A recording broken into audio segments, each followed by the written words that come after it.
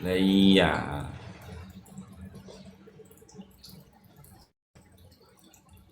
Kan saya itu kan posting itu kan ketika saya ke mana itu namanya, ke Kalimantan, ya undangan bedah polemik nasab itu. Saya posting kan ketika saya naik pesawat itu. Pak komen, buru ya, ya gitu. Pesan buru saya aja. Oh, orang yang rem ya.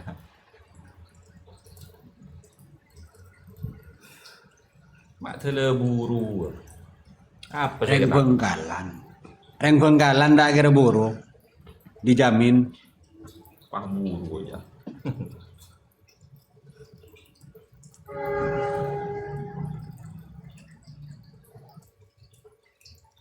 Bukan orang Bangkalan, Gelesap. Orang Indonesia itu tidak akan pernah lari dari negerinya.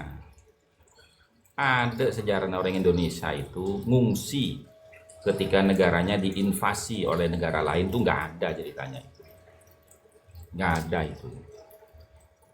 Karena prinsipnya orang Indonesia itu begini, saya berjuang mati, tidak berjuang juga akan mati, kan gitu loh.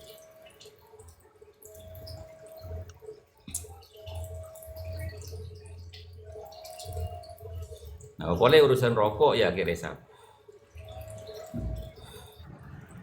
Ada rokok. Kalau kalau merokok itu mati, tidak merokok juga mati, ya mendingan merokok yang Geresa.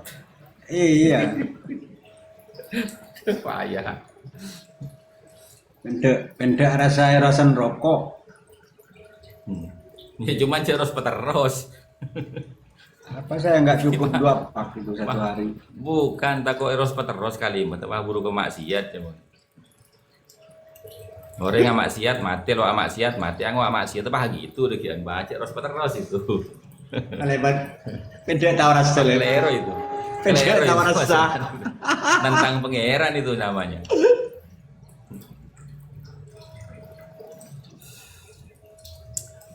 Begini loh teman-teman ya, mohon maaf ya teman-teman ya.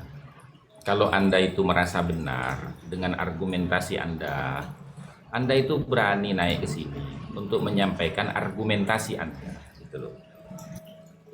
Apalagi Anda meyakini bahwasanya argumentasi yang kami sampaikan di sini itu salah, tentu Anda akan berani untuk menunjukkan di mana letak kesalahannya dan bagaimana benarnya, kan begitu. Mungkin karo ATP kok ke bah guru.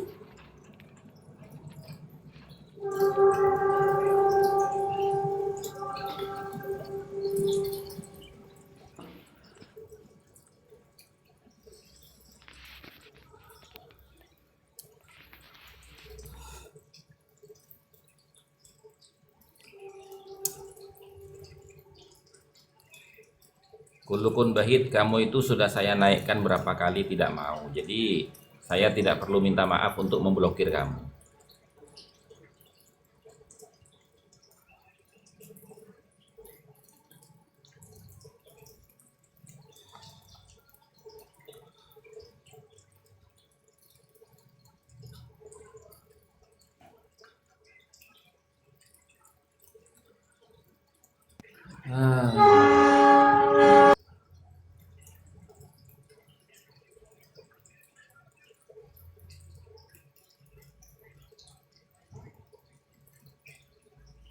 Jadi menurut tadi ya teman-teman, menurut Syekh Abdul Majid Al-Qoroja dalam kitabnya Al-Kafi Al-Muntakhab, ketika orang itu sudah terindikasi adanya kepentingan, baik itu pribadinya atau golongannya atau kelompoknya,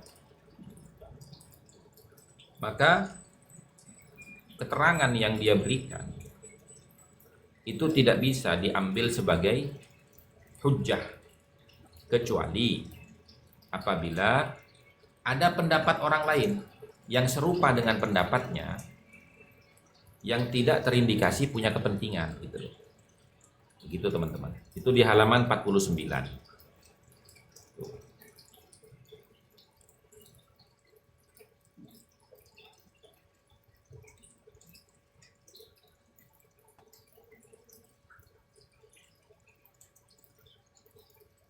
Jadi pada intinya keterangan-keterangan yang diberikan oleh Ibnu Harjo ini teman-teman ya, itu tidak memenuhi syarat definitif di dalam ilmu nasab. Karena fakta dan realitanya dari beberapa lembar tulisannya Ibnu Harjo yang digadang-gadang bisa merungkapkan tesisnya Kiai Imad, itu terindikasi Ibnu Harjo tidak memahami istilah-istilah di dalam ilmu nasab, seperti istilah sigot hasr, dia tidak memahami itu. Nah kemudian dia juga tidak memahami tentang masalah sumber referensi yang boleh dijadikan hujjah atau sumber referensi yang tidak bisa dijadikan hujjah gitu. Betul, Agil Junior, kalau emang sebelah itu jitu biasanya berani naik Gus adu argumentasi, iya.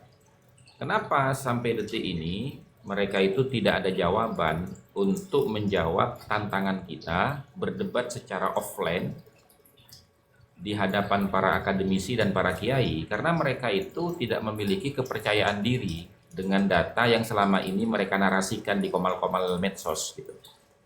Begitu teman-teman. Kalau kita kan kapan aja.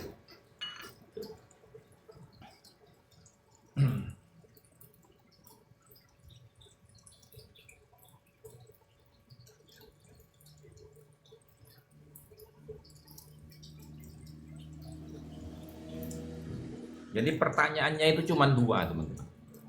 Dari mana sumber referensinya Ali Asakron itu menyebutkan Ubaidillah sebagai bagian dari putranya Ahmad bin Isa yang menjadi leluhurnya Ba'alawi. Kemudian yang kedua, dari mana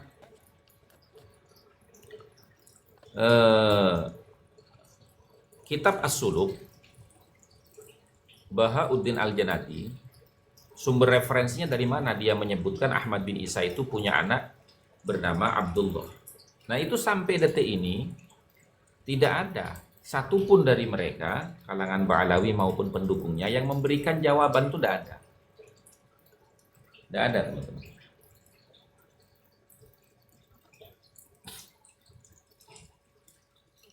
Monggo silakan. Yang baru naik silakan.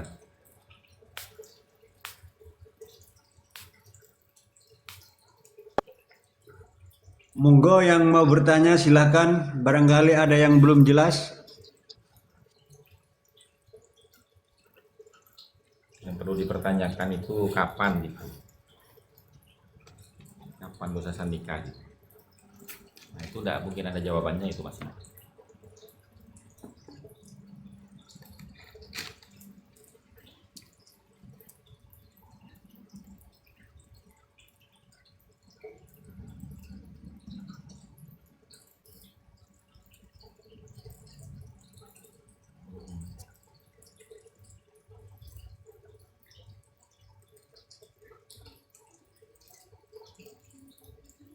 Sambung. Monggo teman-teman yang baru naik, sumber apa ini? Sembrani. Silakan Sembrani.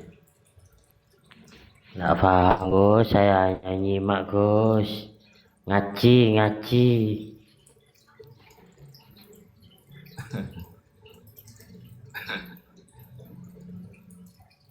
Tidak Hanya apa-apa. nyimak saja Gus. Tidak apa-apa, bernarasi tidak apa-apa, tidak ada masalah. Bernarasi. Tidak apa-apa. Silakan bernarasi. Mahmu, monggo Mahmu.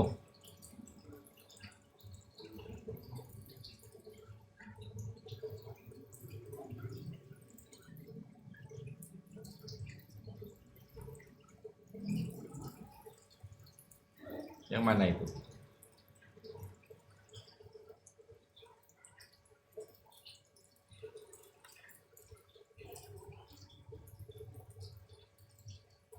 Ya.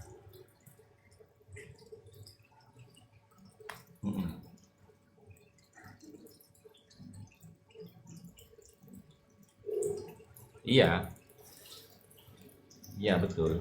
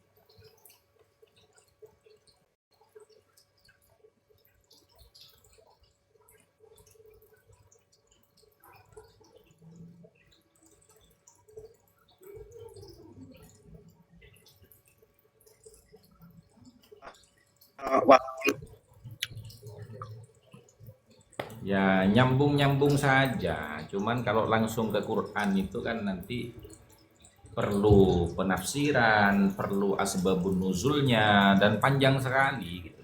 Panjang sekali. Pembahasannya itu jadi panjang sekali gitu. Karena Quran itu tidak bisa kita pahami secara mandiri. Karena Quran itu tidak diwahyukan kepada kita, tapi diwahyukan kepada baginda Nabi dan diajarkan oleh Nabi kepada sahabatnya.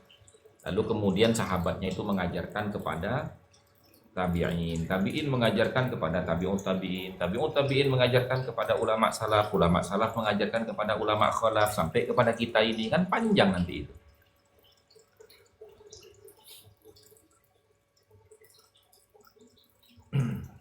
Makanya kenapa dalam bahsul masail itu tidak boleh merujuk kepada ayat Al-Quran dan hadis Nabi. Tidak boleh. Karena musyawirin itu bukan ahli tafsir, bukan musyarrih hadis gitu. Jadi harus kepada pendapatnya mufassir atau kepada pendapatnya para ulama ahli fatwa gitu. Begitu Bang. Kenapa? Ya sebagai bentuk ihtiyaton, sebagai bentuk kehati-hatian daripada ancaman Nabi. Waalaikumsalam warahmatullahi wabarakatuh. Daripada ancaman Nabi Muhammad SAW, man fassarul Qur'ana bi ra'yihi falyatabawa maq'adahu minan nar.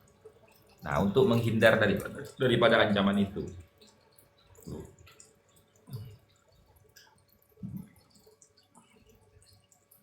lebih baik kita itu menggunakan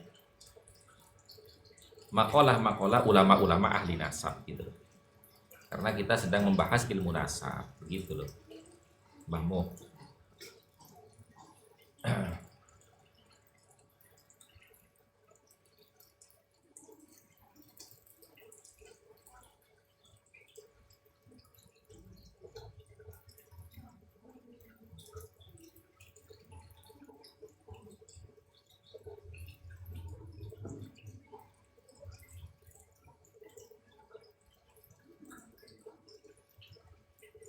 Ya buktinya ini Ibnu Harjo di dalam mentahqiq kitab-kitab nasab ini nggak terbukti kok. Kalau dia itu memang seorang muhakkik yang fiqh kan gitu.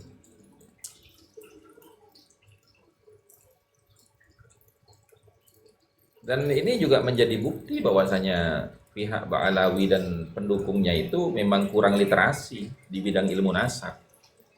Kenapa? Ya karena menjagokan kitabnya Ibnu Harjo ini di dalam merungkatkan tesisnya Kiai Iman.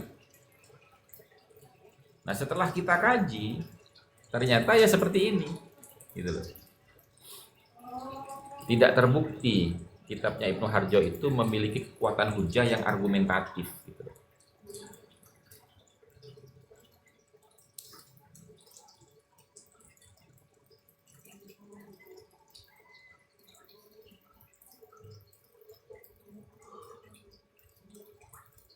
Ya Allah.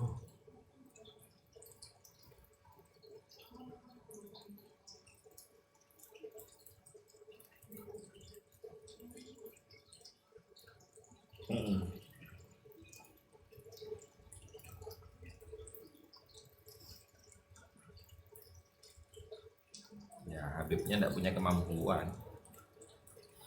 Habibnya tidak punya kemampuan.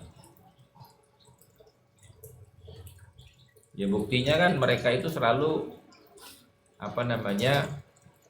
mengajak kita untuk berdebat dengan Rumel, dengan ini, dengan ini. Kamu sendiri bagaimana? Gitu. Kan gitu. Wong yang dipermasalahkan ini kan nasabmu, bukan nasabnya Rumel gitu.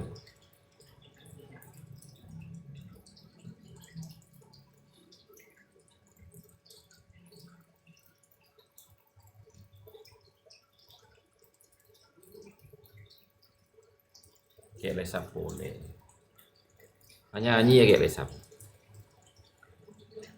Ya sudah menyiapkan lagu itu ya lesap itu. Ya Gus,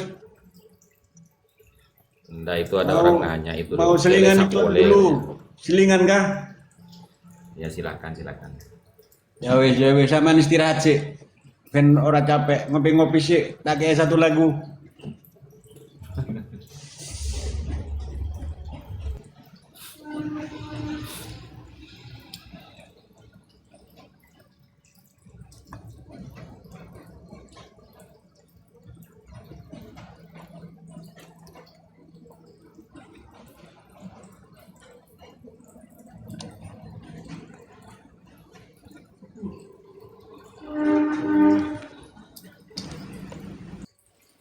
Oh, ada keretanya itu.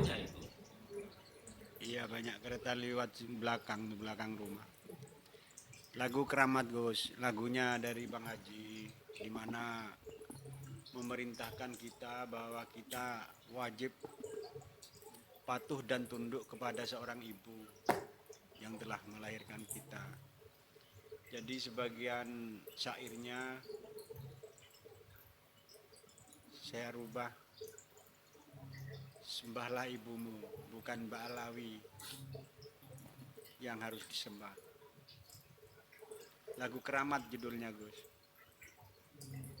Oke, yuk kita ingat kepada ibu kita lewat lagu ini.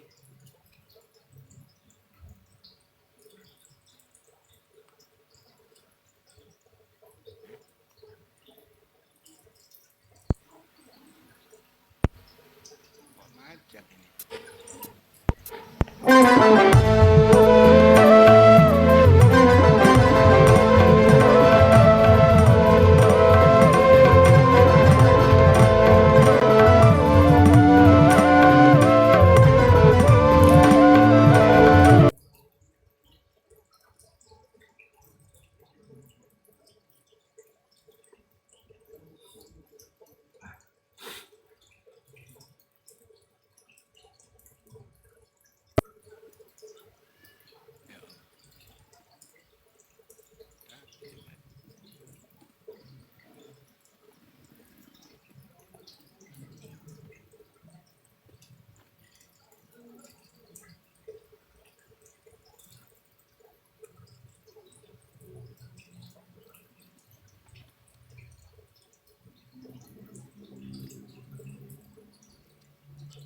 Bentar Gus.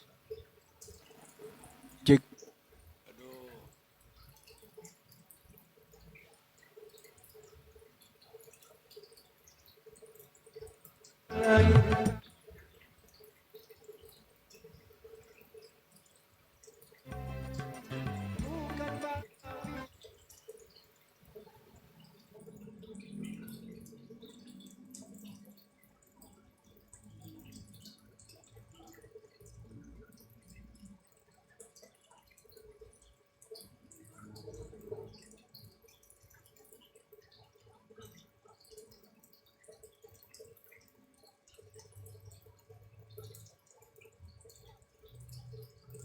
Gus, iklannya udah selesai. Iya, monggo teman-teman. Monggo yang lain saudaraku. Barangkali ada yang mau bernarasi